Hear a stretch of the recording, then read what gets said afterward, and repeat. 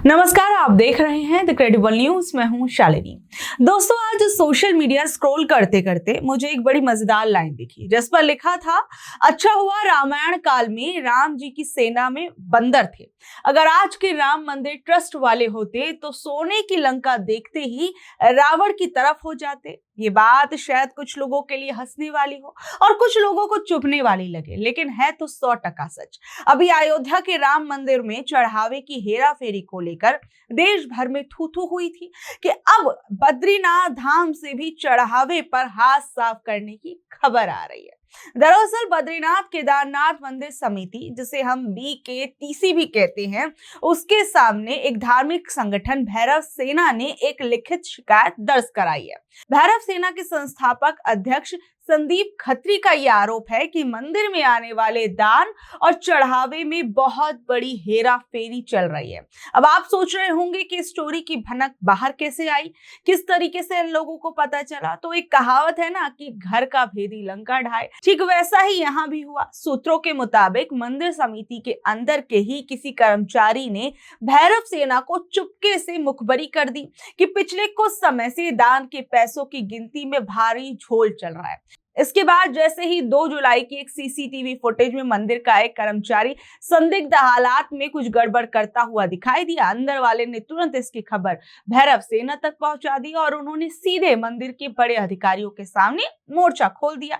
और शिकायत मिलते ही मंदिर प्रशासन में हड़कंप मच गया। BKTC के CEO सोहन सिंह रांगड़ ने आनन फानन में आरोपी कर्मचारी समेत ड्यूटी पर तैनात 4 लोगों को नोटिस भेजकर 3 दिन के अंदर जवाब मांग लिया। साथ ही मंदिर के CCTV कैमरों की फुटेज भी जांच के लिए सेफली रख ली गई है, ऐसा कहा गया है। लेकिन यहाँ भी एक पेच है। अब यहाँ पर अधिकारियों का कहना है कि भैया, जब फुटेज को जूम करके देखा गया तो तस्वीर धुंधली होने के कारण चेहरा साफ साफ पहचान में ही नहीं आ रहा था। और इसे देखकर एक कहावत याद आती है कि भैया, चोर की दाढ़ी में तिनका। चेहरा भले ही साफ ना हो, लेकिन दाल में कुछ तो काला जरूर है। उधर मंदिर समिति के अध्यक्ष हेमंत द्विवेदी ने सोशल मीडिया पर चल रहे दावों पर अपनी सफाई पेश की और उन्होंने कहा कि दरअसल इंटरनेट पर लोग कह रहे थे कि चोरी करने वाला कोई और नहीं बल्कि अध्यक्ष जी का निजी सचिव है।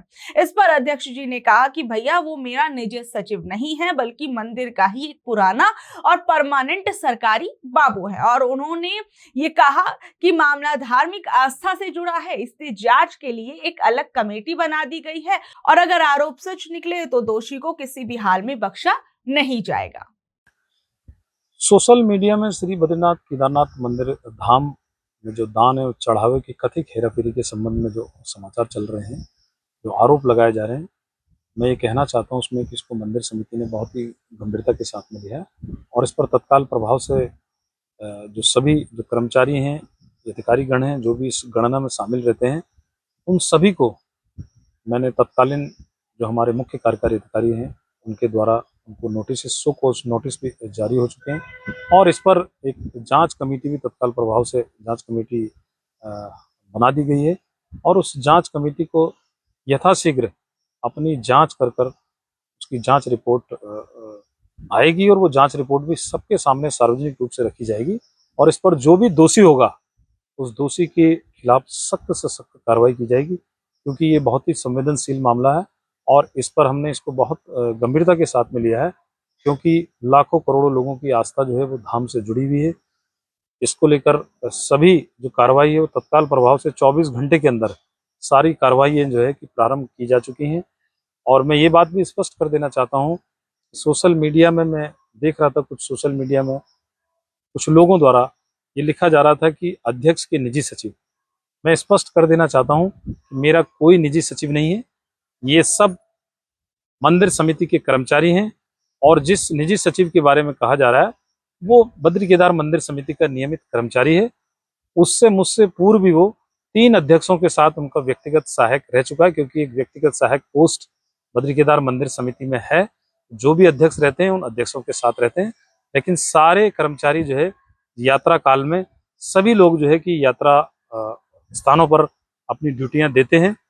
लेकिन फिर भी मैं ये कह रहा हूँ बहुत स्पष्ट रूप से कि जिस व्यक्तिगत सहायक निजी सचिव मंदिर समिति कर्मचारी के बारे में ये कहा जा रहा है, अगर वो इसमें दोषी पाया गया तो उसके खिलाफ सख्त से सख्त कार्रवाई की जाएगी।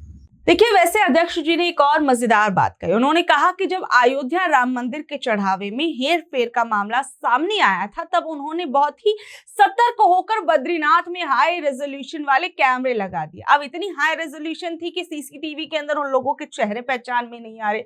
मतलब अपने आप में सोचने वाली बात है कि आप एक तरफ कह रहे हैं कि भैया हमारे यहाँ ऐसा कुछ ना हो, इसलिए हमने इतनी ज्यादा सतर्कता बरती, लेकिन वहीं जब एक चोरी पकड़ी गई तो आप कह रहे हैं कि कैमरे में उन लोगों के चेहरे ही नहीं आ रहे।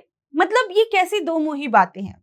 वैसे मैं आपको बता दूं कि बद्रीनाथ केदारनाथ मंदिर समिति का विवादों से पुराना नाता रहा है। अभी कुछ समय पहले मंदिर के गर्भगृह की दीवारों पर चढ़ाई गई सोने की प्लेटों का रंग उतरने लगा था, जिस पर खूब बवाल हुआ।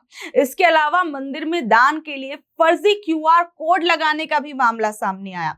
मंदिर का बजट वीआईपी लोगों की खातिरदारी पर उड़ाने का मामला भी सामने आया और एक पदाधिकारी द्वारा अपनी ही पत्नी को नौकरी पर रखने जैसे कई मलाईदार घोटाले सामने आ चुके हैं।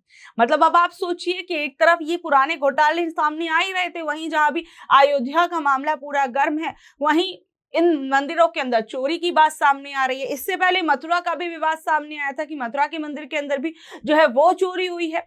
तो आप समझ सकते हैं कि एक कतार जो है वो लग गई है, पहले अयोध्या, फिर मथुरा और अब केदारनाथ, बद्रीनाथ, यहाँ पर चोरी की बातें सामने आ रही। तो आप सोचिए किस तरीके से धर्म की रक्षा की जा रही है।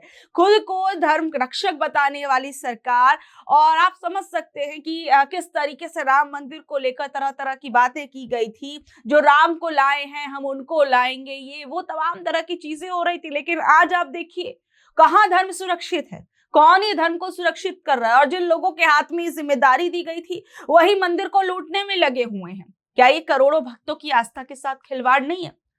अयोध्या राम मंदिर के चढ़ावे में जो करोड़ों की हेरा फेरी चल रही थी, उसी के अंदर मैं आपको बता दूं, इंडियन एक्सप्रेस की एक बड़ी रिपोर्ट जो है वो सामने आई। इसे सुनकर तो शायद आपका दिमाग भी हिल जाएगा।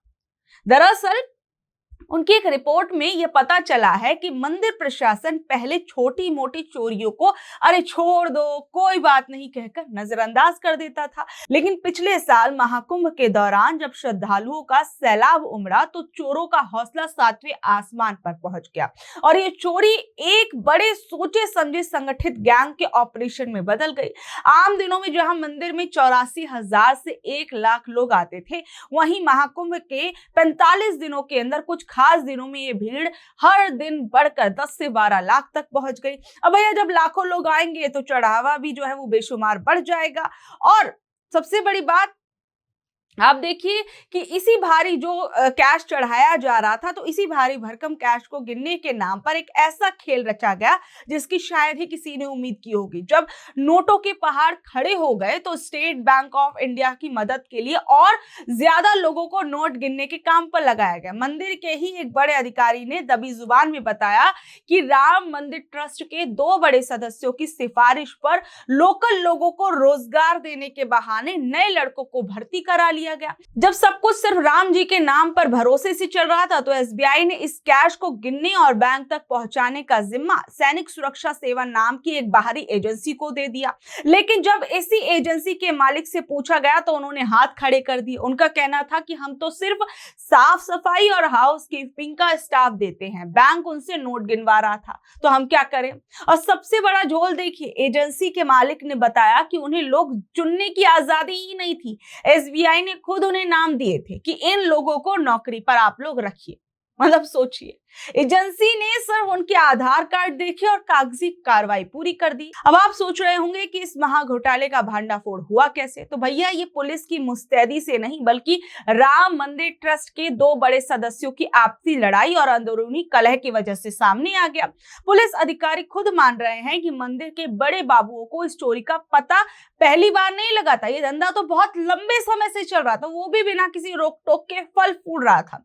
और हद तो तब हो गई जब शुरू में मामला दबाने के लिए पकड़े गए चोरों से कहा गया कि भाई जो पैसा चुराया उसे चुपचाप वापस आप बैंक खाते में जमा कर दो, और बात वहीं पर रफा दफा कर दी गई। आपको जानकर हैरानी होगी कि वहां 2 सीसीटीवी कंट्रोल रूम थे, एक पुलिस के पास और दूसरा जो था वो सीधे कैश काउंटिंग रूम के अंदर जहां ट्रस्ट के बड़े अधिकारी बैठते थे। इसके बावजूद बंद कमरे के अंदर से करोड़ों रुपए पार होते रहे। जरा सुरक्षा का तामझाम भी देखिए।